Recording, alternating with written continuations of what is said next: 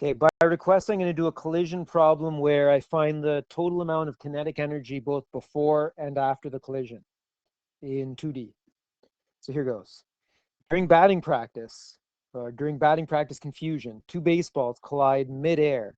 One was heading east at 50 kilometers per hour, while the other was going 60 kilometers per hour south 35 degrees west. Both balls have a mass of 140 grams, and one bounces away at 35 kilometers an hour, north 85 west. How fast does the second ball end up going? And then I've added this, find the total kinetic energy before and after the collision. Now, obviously, the balls are going to move in three-dimensional space and have gravity on them. So what we're looking at here is just a brief moment, just before the collision and just after the collision. Let's assume they're moving horizontally. Okay, so let's label things because there's going to be a lot of information in here. So we're going to call them ball A and ball B.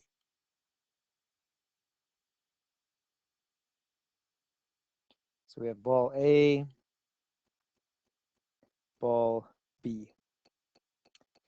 And let's make ball A the one that was going east. So we'll go, ball A has a mass of 0.14 because 140 grams is 0.14 kilograms. We're putting everything into SI units. Ball B also has a mass of 0.14. Ball A has an initial velocity of 50 kilometers per hour east, so just divide by 3.6, and that'll give you 13.89 meters per second east. And again, I'm not writing in units if they're SI units. We can just assume that we've got the SI units. And ball B has an initial velocity of, how much was that again? 60 kilometers an hour. So again, we'll divide that by 3.6. So ball B has an initial velocity of 16.67 meters per second. And this one is south 35 west.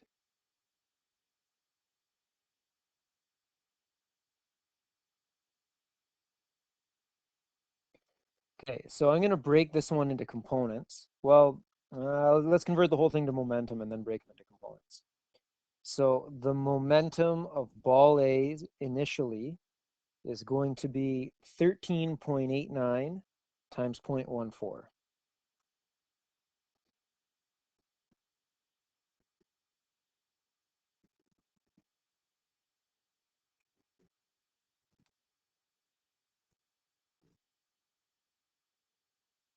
So it is 1.94.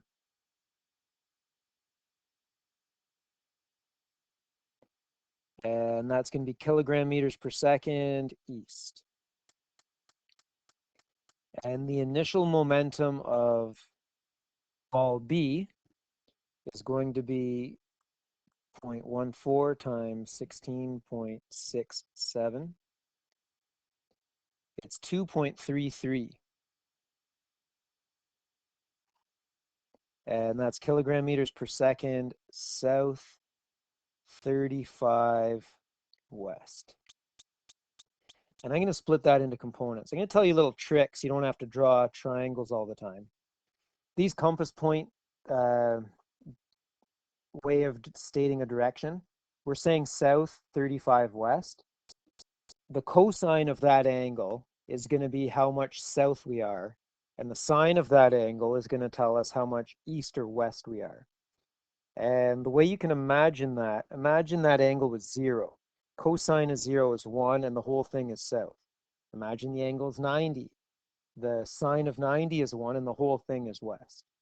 So cosine goes with north-south, and sine goes with east-west. That is when the angle and direction is stated this way, with north-south first and east or west second.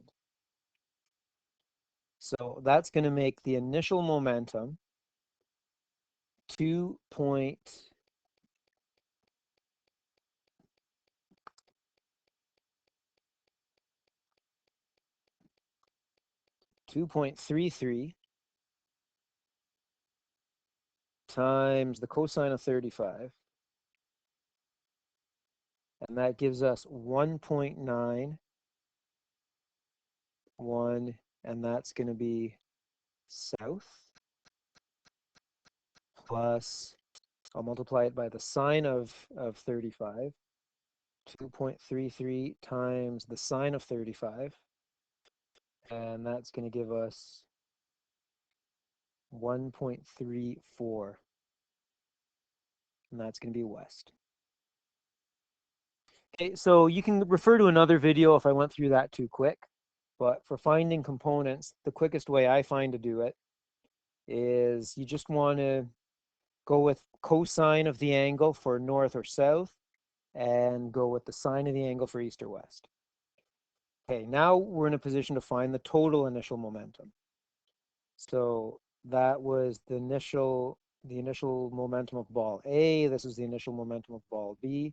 So now the total initial momentum is 1.94 east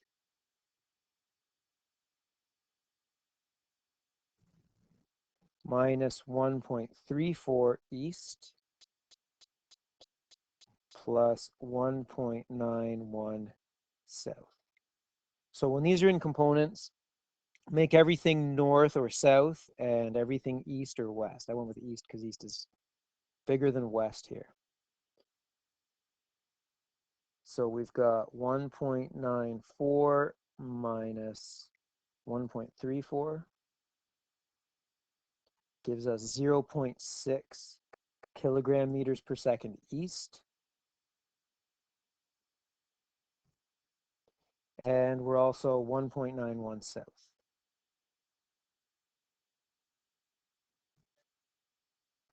Okay, so that's my total initial momentum. After the collision, I'm going to have the same total final momentum, but let me just find the total initial energy. Now, at this point, this is where it gets a little tricky. You could be tempted to just divide the mass out of the momentum and say, okay, I'm going to use this as my velocity as a shortcut and find the total kinetic energy. That would be completely wrong. Let me just try and illustrate that with a quick point here. So if you have two bodies, so I'll just move this over to the side and draw it out here. Let's say you have two bodies of a certain mass and they're flying towards each other. Let's say these bodies have the same speed and they have the same mass. The total amount of momentum that we have here, if they're going directly towards each other, the total momentum is going to be 0. However, the total kinetic energy is certainly not going to be 0 because we have moving mass here. So vectors going in opposite directions cancel each other out. So momentum, the total momentum is 0. However, energy is not a vector. Energy is a scalar, and you will take the energy of this, add it to the energy of that to get the total amount of energy. So to find the total amount of kinetic energy, I'm going to find the kinetic energy is half times mass times speed squared. So the total kinetic energy of ball A is going to be half of 0.14 times 13.89 meters per second squared. And that's going to give me 13.5 joules. And the total amount of kinetic energy of ball B is going to be half of 0.14 times 16.67 squared. And that's going to give me 19 0.45. So that's going to make my total kinetic energy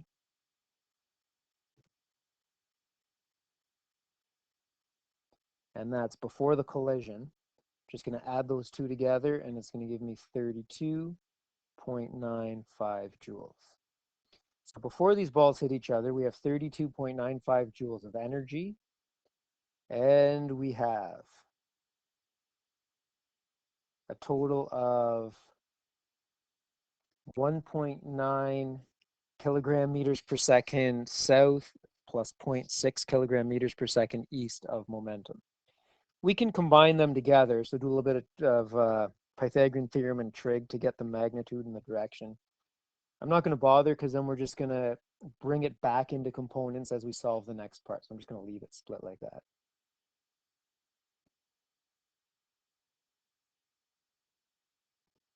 Okay, so that is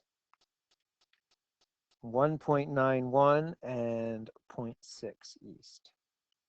So after the collision, so this is post-collision, these are all the twos. So after colliding, the total momentum is again going to be 1.9, sorry, forgot here, 1.91 kilogram meters per second south plus 0.6 kilogram meters per second east. Now, according to the question, one of the balls took off, and we're going to call that ball B. Took off with a second velocity of 9.7 meters per second north, 85 west.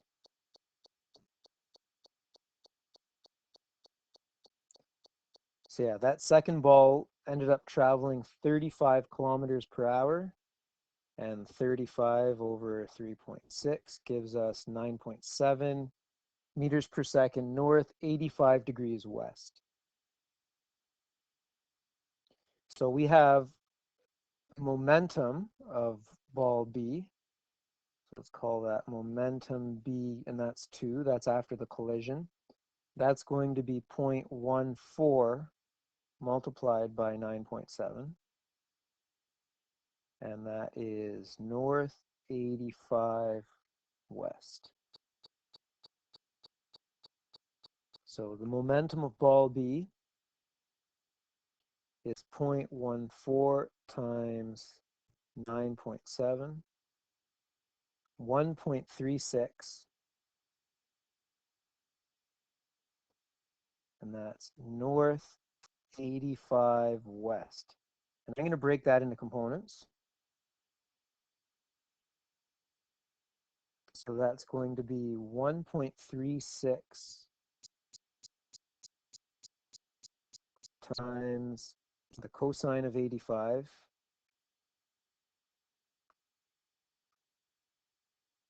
So that's 0.119 north.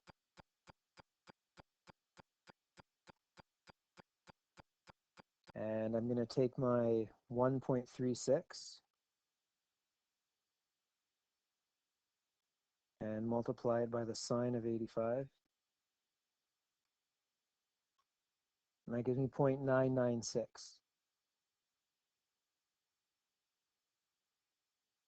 And that's going to be west.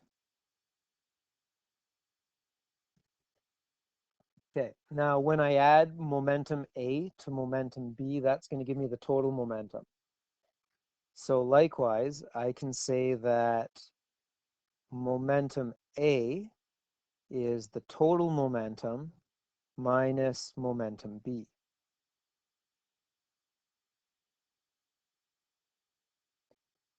And my total momentum is 1.91 south plus 0.6 east.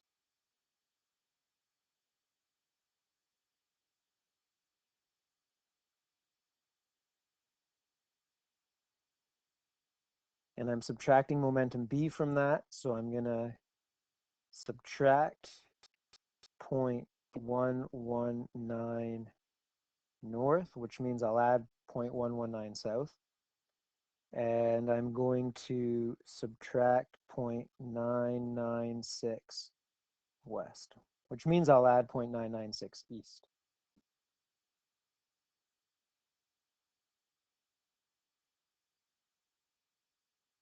So my total momentum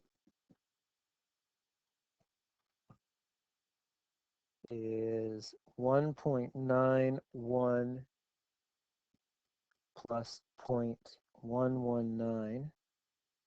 It's, sorry, not my total momentum. The momentum of ball A is going to be 2 kilogram meters per second south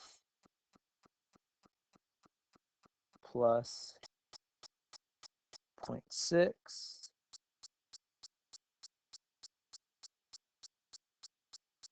plus 0.996, 1.6 kilogram meters per second east. So again, why did I add this number to that number instead of subtract? I had 0.6 east and I subtracted 0.9 west. Subtracting 0.9 west is the same as adding 0.9 east. So this is my momentum of ball A, and all I need to do is divide that by 0.14 kilograms to get the final velocity. So the velocity of ball A after the collision is going to be 2 divided by 0.14, 14.3 meters per second south, plus 1.6 divided by 0.14 is 11.4 meters per second east.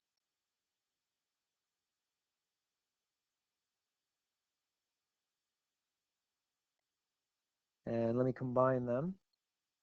So I'm going to go 14.3 squared plus 11.4 squared, and then I'm going to square root that and get 18.3. So that gives me a magnitude of 18.3 meters per second. And this is going southeast. And if I want to know how much east it is, it's going to be arctan 11 over 14. So 11.4 divided by 14.3. And I'm going to inverse tan that and get 38.6 degrees.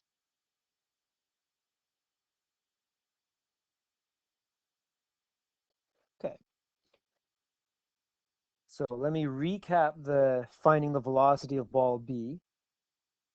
Well, let me convert that first to kilometers per hour, because that's how the original question was given to us. So I've got 18.3 meters per second times 3.6. So we've got 65.88 kilometers per hour.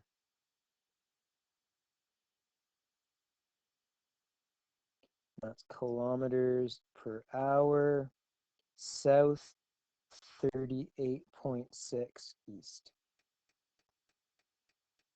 Okay, so let me just quickly recap how I found that velocity, and then I'm going to show you how to find the total kinetic energy after. Okay, so we were given an initial velocity of 2 balls, the mass of each of the balls. They collided. So before the collision, I took the mass and the velocity of each of the balls, converted them to SI units, so that's all meters per second in kilograms. And then when you multiply the mass by the velocity, that gives you the momentum. So I found the total momentum of ball A and the total momentum of ball B. I then added them together. That's the total momentum of both the balls before the collision. I also found the total kinetic energy by finding the kinetic energy of ball A and the kinetic energy of ball B. That's just to answer the energy question after. It was not to find the final velocity. So then after the collision, We know that the total momentum is the same. And from the question, we knew the final velocity of one of the balls. I split that into components. And then here, the momentum of ball A plus the momentum of ball B is the total momentum. If you rearrange that, it'll tell you the momentum of ball A is the total momentum minus the momentum of ball B. And because ball B's momentum was already in components, it's just a matter of putting the components in, adding the north-south, adding the east-west, and we got the final momentum of ball A divided by the mass, got the final velocity of ball A, and we converted that to kilometers per hour. Okay, now let's find the total amount of energy after the collision. So we have ball A and we have ball B, and they both have a mass of 0.14.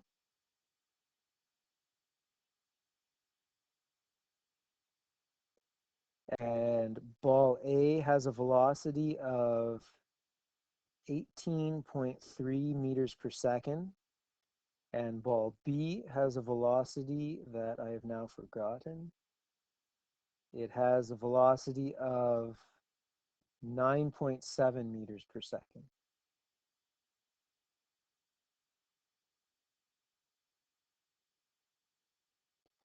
And so ball A has a kinetic energy of half of 0.14 times 18.3 squared, 335 joules.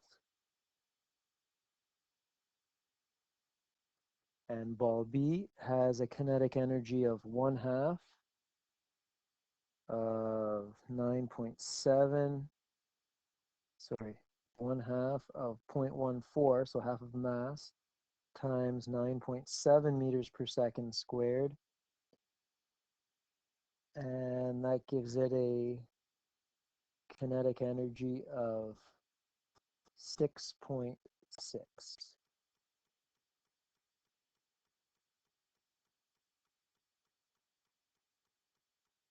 Let me redo that first one, it's starting to seem wrong. Half of 0.14 times 18.3 squared. Yeah, it was 23, my mistake. So yeah, just erase that first one if you copied it. Made a calculator error. That's 23 joules. That seems a little more realistic here. 23.4 joules. And this one 6.6 joules. Now if you look at this, one of them is about half the speed of the other. And when you double the speed, you quadruple the kinetic energy. So ball A should have 4 times roughly the kinetic energy of ball B because it's going roughly twice as fast. And kinetic energy is proportional to the square of velocity. So that makes the total kinetic energy 23.4 plus 6.6, and that gives us 30 joules. So the total kinetic energy after the collision is 30.04 joules. Now, how much was the total kinetic energy before the collision? Before these balls collided, we had 32.95 joules of energy.